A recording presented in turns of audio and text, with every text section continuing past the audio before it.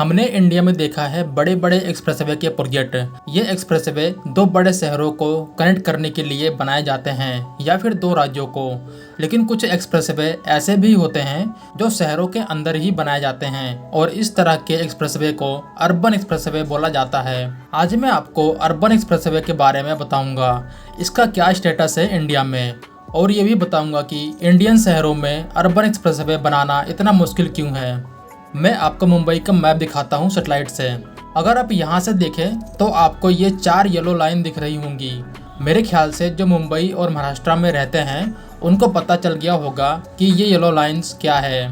यहाँ पे लंबी लाइन मुंबई पुणे एक्सप्रेसवे है। बट अगर आप मुंबई सिटी की बात करें जो अरेबियन सी की तरफ है, ये है वेस्टर्न एक्सप्रेस हाईवे। और जो आपको थोड़ा ईस्ट और सेंटर की साइड येलो लाइन दिख रही होगी, ये ईस्टर्न एक्सप्रेस हाईवे है।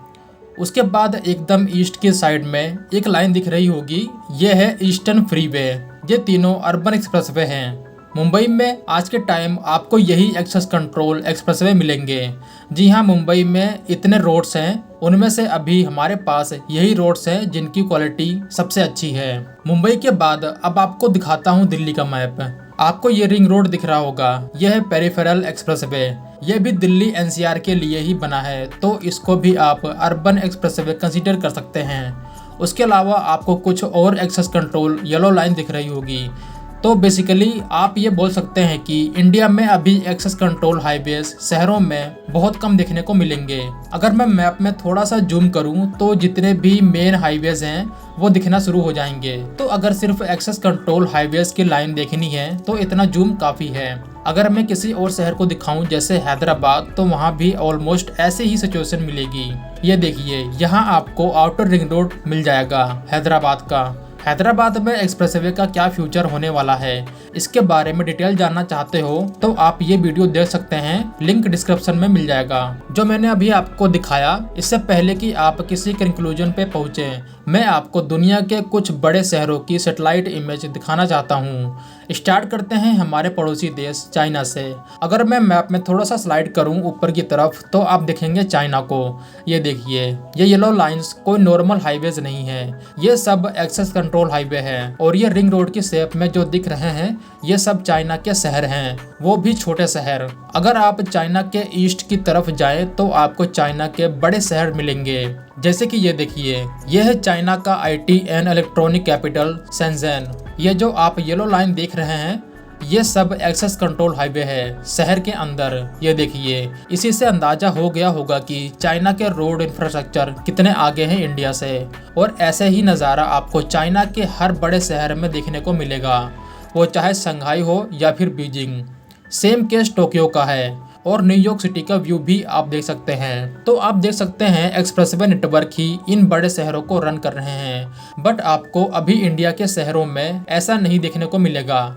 लेकिन मैं यही कहूँगा कि ज़्यादा निराशावादी न हो, अब इंडियन शहरों में भी इसी टाइप के एक्सप्रेसवे बनाए जा रहे हैं। अभी जो आपने इंडिया के शहरों का मैप देखा एक्सप्रेसवे का, वो फ्यूचर में चेंज होने वाला है। अभी दिल्ली में देश का पहला अर्बन एक्सप्रेसवे बनाया जा रहा है जिसका नाम दिया गया है द्वारका एक्सप्रेसवे। ये हाईवे 30 किलोमीटर का होने वाला है जो दिल्ली गुड़गांव एक्सप्रेसवे के ओवरलोड को कम करेगा। यहाँ एक बात मुझे समझ में नहीं आ रही है कि सरकार इस एक्सप्रेसवे को देश का पहला अर्बन एक्सप्रेसवे क्यों बोल रही है। क्या ईस्टर्न मुंबई और वेस्टर्न मुंबई फ्रीवे एक्सप्रेसवे नहीं है? ये बात तो मुझे भी समझ में नहीं आई। मैं आप लोगों से जानना चाहता हूँ कि इस हाईवे को देश का पहला अर्बन एक्सप्रेसवे क्यों बोला जा रहा है। शायद इसकी क्वालिटी बेस्ट होगी इन सब से।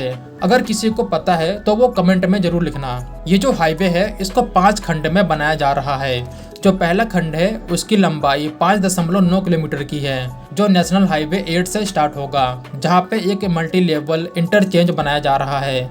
उसके आगे इसमें 8 लेन का टनल भी बनाया जा रहा है। जो दूसरा खंड है वो 4.2 किलोमीटर का होने वाला है, जहाँ पे आपको इंटरनेशनल एग्जीबिशन सेंटर मिलेगा जो अभी बनाया जा रहा है। ये वही एग्जीबिशन सेंटर होने वाला है जहाँ पे इंडिया पहली बार G20 का समिट होस्ट करेगा 2023 में। यहीं पे एक 34 लेन का टोल प्लाजा बनाया जाएगा। जो तीसरा खंड है उसमें 10.2 किलोमीटर का सेक्शन आएगा।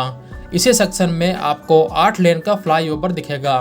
जो चौथा भाग है उसको 8.8 किलोमीटर का बनाया जा रहा है और जो इसका 5वां भाग है वो कनेक्ट होगा इंदिरा गांधी इंटरनेशनल एयरपोर्ट से। इस पूरे हाईवे का बजट 9,500 करोड़ रुपए रखा गया है। अभी के टाइम इसके ऊपर जोरों शोरों से काम चल रहा है और सब कुछ सही रहा तो अगले साल इसको पब्लिक के लिए खोल दिया जाएगा। ये हाईवे बहुत जरूरी था दिल्ली के लिए। फाइनली लंबे समय से पेंडिंग इस हाईवे का काम तेजी से आगे बढ़ रहा है। अगर मुंबई शहर की बात करें तो मुंबई शहर के लिए गेम चेंजर होने वाला है कोस्टल रोड। ये हाईवे मुंबई में ट्रैफिक की प्रॉब्लम को काफ़ी हद तक सोल्व कर सकता है। मैं आपको मैप से समझाता हूँ मुंबई में एक्सेस कंट्रोल हाईवे का क्या मैप होने वाला है फ्यूचर में। अभी आपको ये 3 लाइन दिख रही होंगी जो एक्सेस कंट्रोल है। इसके अलावा जो कोस्टल रोड है वो इस प्रकार होगा मैप में बनने के बाद। इसके बाद विरार और अलीबाग के बीच में मल्टी मोडल कॉरिडोर बनाया जा रहा है। इसके बनने के बाद मैप इस प्रकार का होगा। वर्ली से सेवरी के बीच में एक कनेक्टर बनाया जा रहा है जो सीधा कनेक्ट होगा ट्रांस हार्बर लिंक से, और ये trans harbour link Navi Mumbai airport से कनेक्ट होगा। इसी ट्रांस हार्बर लिंक को Alibag Virar multi modal corridor से कनेक्ट किया जाएगा। अगर आप दूर से देखें तो आपको यहाँ एक रिंग रोड दिखेगा। जी हाँ, जिनको लगता था मुंबई में रिंग रोड नहीं बनाया जा सकता क्योंकि इसकी ज्योग्राफिकल लोकेशन थोड़ी अजीब है, ये उनके लिए है। ये देखिए, यहाँ पे एक रिंग रोड बनता हुआ दिख रहा है और फ्यूचर में मैं पूरे कॉन्फिडेंस के साथ कहना चाहता हूँ कि अलीबाग को एक सी ब्रिज के जरिए मुंबई कोस्टल रोड से कनेक्ट किया जाएगा। ये जरूर होगा। आज के टाइम ना ही इसका कोई प्रपोजल है और ना ही इसका कोई दूर दूर तक जिक्र, बट ये मैं पूरे यकीन के साथ कहना चाहता हूँ कि आने वाले 15 से 20 सालों के अंदर यहाँ से एक सी ब्रिज बनाया जा सकता है जो अलीबाग को कोस्टल रोड को कनेक्ट करेगा। जब Alibag Virar multi modal corridor बनेगा तो ये छोटा सा शहर पूरी तरह से चेंज होगा। कोस्ट के पास होने के नाते इस शहर के पास पूरा पोटेंशियल है एक मैन्युफैक्चरिंग हब बनने का, और जब ऐसा होगा तो डिमांड उठेगी इस शहर को एक ब्रिज के जरिए मुंबई से कनेक्ट किया जाए। मेरा तो यही मानना है। मैं आपसे जानना चाहता हूँ कि क्या ऐसा पॉसिबल होगा या नहीं। मैं पहले से ही बोल रहा हूँ कि Alibag Virar multi modal corridor जल्द से जल्द बनना चाहिए। यह इस पूरे रीजन की इकोनॉमी ट्रांसफॉर्म करने वाला है। ये प्रोजेक्ट बहुत लंबे समय से पेंडिंग है। फॉरेस्ट डिपार्टमेंट से क्लियरेंस नहीं मिल पा रही है। हालांकि इसके एक सेक्शन के लिए क्लियरेंस मिल चुका है जो 18 किलोमीटर का है, चिरनेर से बलावाली तक। लेकिन इतना काफ़ी नहीं होगा। मुझे उम्मीद है कि फॉरेस्ट डिपार्टमेंट की तरफ से इसको जल्द ही हरी झंडी मिलेगी। यहाँ पे MSRDC ने यह भी प्रपोजल रखा है कि 221 हेक्टेयर के फॉरेस्ट को कहीं और डाइवर्ट करेंगे। देखते हैं क्या नतीजा निकलता है। इसके अलावा हैदराबाद सिटी भी अर्बन एक्सप्रेसवे का नेटवर्क बिल्ड कर रहा है, जिसके ऊपर मैंने एक डिटेल वीडियो बनाई है। आप उसको देख सकते हैं, लिंक डिस्क्रिप्शन में मिल जाएगा। इसके अलावा बेंगलुरु ने भी देर से ही सही रिंग रोड से शुरुआत कर दी है। जैसे चाइना का IT और इलेक्ट्रॉनिक कैपिटल शेंजन है, उसी तरह इंडिया का IT और इलेक्ट्रॉनिक कैपिटल बेंगलोर है। लेकिन मैंने आपको शेंजन का क्रेजी अर्बन एक्सप्रेसवे का नेटवर्क दिखाया जो कि बेंगलोर में अभी मिसिंग है। उम्मीद है कि बेंगलोर आने वाले 10 से 15 सालों के अंदर इस गैप को बहुत हद तक फिल कर पाएगा। लेकिन ये इतना आसान भी नहीं है इंडिया के केस में।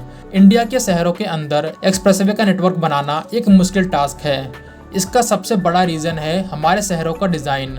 आज़ादी के बाद जितने भी हमारे मेगा सिटीज़ हैं उनको फ्यूचर के हिसाब से रीडिज़ाइन नहीं किया गया।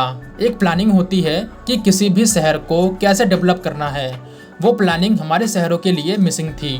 अगर आप इंडिया के किसी भी मेगा सिटीज़ में जाएं तो एक बार गलियों में नज़र डालना, आपको पैदल चलने की स्पेस नहीं मिलेगी। जो घर बनाए गए हैं वो पूरा रोड के किनारे टच करते हुए बनाए गए हैं।